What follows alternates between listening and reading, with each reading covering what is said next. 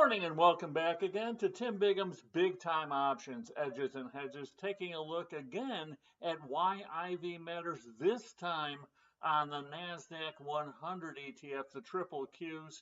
A little while ago we took a look at the SPY and did a comparative from now versus then, the last time the Qs were at this level until now, the only difference being the huge jump in IV and why taking advantage of it usually pays off. So let's jump in and take a look, as we always like to do. We always like to take a fusion approach, taking a look at fundamental, technical, and probably most importantly, implied volatility analysis. So from a fundamental standpoint, triple Qs, I pulled off the four biggest components of the triple Qs. You can see that valuation multiples certainly come down here. Microsoft, one of the top four, right, was trading at basically 40 times, now trading closer to 20 times on a PE basis. Apple has fallen, not nearly as much because it didn't get quite as overextended, but Apple approaching just 30. Back here, we are in the upper 30s. Nvidia, the poster child, right, was well over 50. Now you can see it well under 40. And Google, the fourth biggest component, right, certainly has come down sharply as well, trading at only 25 times. So from a valuation perspective, back here, right, these stocks were all richly valued. They've come down sharply. We've had earnings growth, right, with the stocks dropping sharply.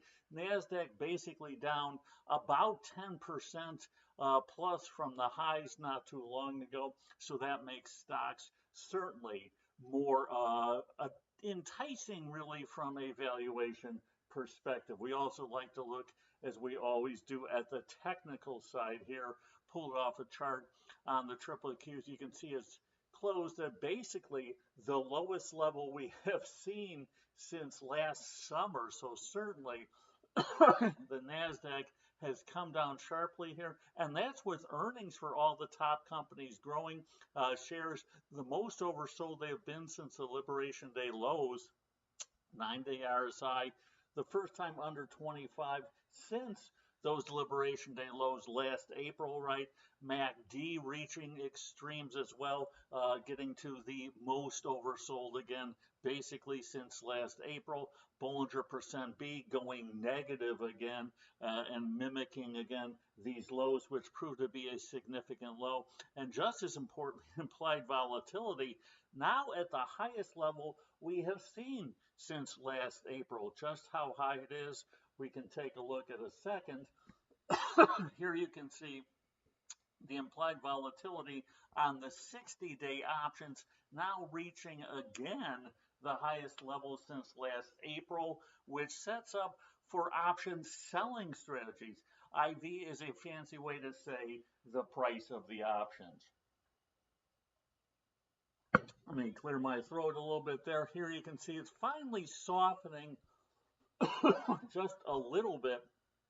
The current term structure from Friday to Monday did finally drop a little bit across the term structure vol. You can see on a 20-day look back, 20 days ago, IV trading in the low 20s, now approaching that 30 level. So the price of options has become much more expensive over the past 20 days.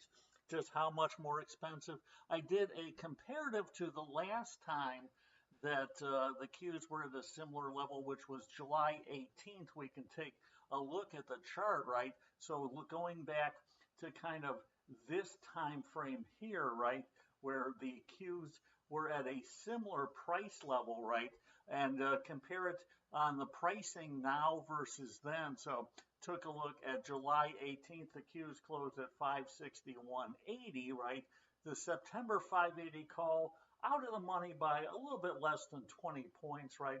63 days to go until expiration, was trading at just under $10, about $9.60, and trading at just under a 17 IV. Remember that as we fast forward to yesterday's close, we see the Qs closed at 558.28, so down basically a little bit more than 3.5 points from our benchmark date back on July 18th, yet the May 580 calls, right, which are more out of the money, right, by about 3 points or so, actually closed at a much higher level, right, closed at about 12.5 before they were trading just over 9.5.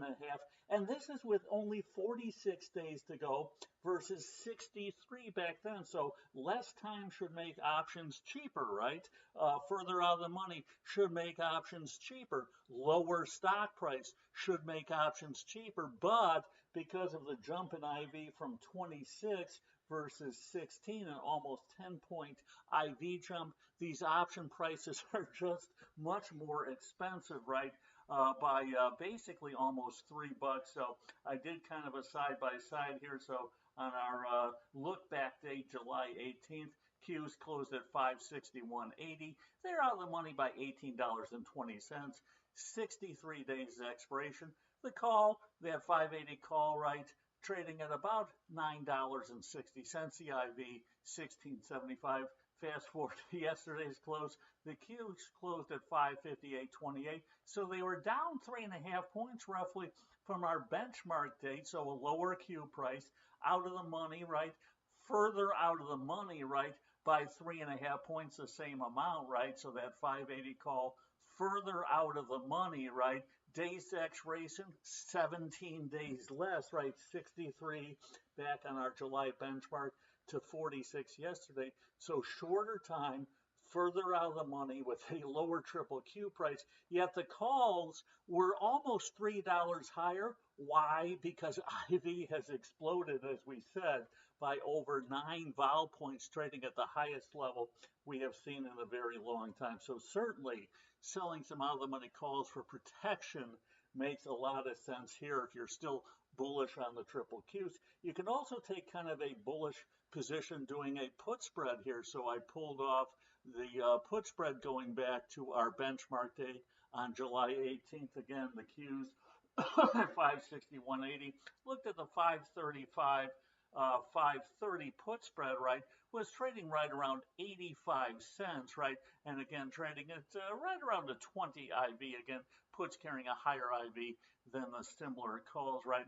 Fast forward to Friday's close, we can see that the triple Qs, right, although they did drop in price, right, instead of looking at the 535, 530, I went down 5 points. So actually further out of the money put spread is now trading at a higher price at $1.18, even though there's again that 20 days or so less time to go, right? So shorter time frame, further out of the money, you can get a bigger net credit on the trade simply because IV jumped from basically right around 20 to over 30. So if you want a bullish stance, right, selling out of the money put spread here makes sense. I chose, pretty far out of the money, about 30, points over, a little bit over 5%. You can choose your strikes that make sense to you. If you're a little more bearish, right, you can look at doing the call spread, right, selling out of the money call spread. So again, using our benchmark date of July 18th, I looked at the 590, 595 call spread back then, roughly again about 30 points out of the money, right? That call spread trading at $1.32, trading at a 16 IV or so. So 30 points out of the money with 63 days to go, trading at $1.32. Fast forward to Friday, took a look at the same call spread. Because the Qs dropped in price, it's actually further out of the money by 3 points or so. And because we're looking at 46 days instead of 63, right, you have much less time frame to go. So it should be cheaper, right? But it's much more expensive simply because IV is now approaching 25 versus 16 or so back then. So selling out of the money call spread here, if you're bearish to indifferent, certainly makes sense on the triple Qs. And then for those who want to get a little more cushion and the same net credit, I always talk about the fact that a jump in IV means you can get a bigger net credit for kind of the same distance out, or you can get further out of the money, get the same net credit, or combine the two, get a little bit more, a little bit further out. So here we simply went out to the 595, 600, right, instead of the 590.95 back on our comparative date on July 18th. So the Qs dropped by over 3 points, and we're going 5 points further out of the money. So we're getting a lower Q price and a bigger upside cushion and a slightly bigger credit that's trading at $1.44 or so versus $1.32 back in July. So you can get further out of the money on a lower triple Q price and get a much better return on the trade. And then you can combine all of these together with an iron condor if you're more neutral. I looked at the 595, 600, 530, 525 back on July 18th. That could have gotten about $1.82, right? So you're looking at roughly about 30 points plus on either side, right? Plenty of cushion on that. Nice risk return, right? You're risking about $3.20 to make $1.80. Fast forward to Friday's close. I pushed this to be further out of the money. So instead of the 595, 600, 600, 605, 5 points further out of the money, right? The put side, same thing, moved it 5 points further away. Again, we have 20 some days less roughly now versus then 63 back in July, only 46 now, so a much shorter time frame. But that iron condor, you can get almost $2.30. So at 225, you're risking basically 275 to make 225. So you're getting further out of the money, a bigger net credit with defined risk in a shorter time frame. So shows you why implied volatility analysis always matters. And if the market just stabilizes right and finds some semblance of sanity, IV will come down, and you can always trim out some of these trades as IVs dropped. All of these spreads will drop as well. So hopefully provides insight in how we go about identifying trades here at Big Time Options. But as we always like to say, trading is all about probability, not certainty. So make sure when you find the edge and put on the hedge, you position size accordingly and know where you want to get out of the trade before you get into it. So until next time, as always, here's a good trading tip.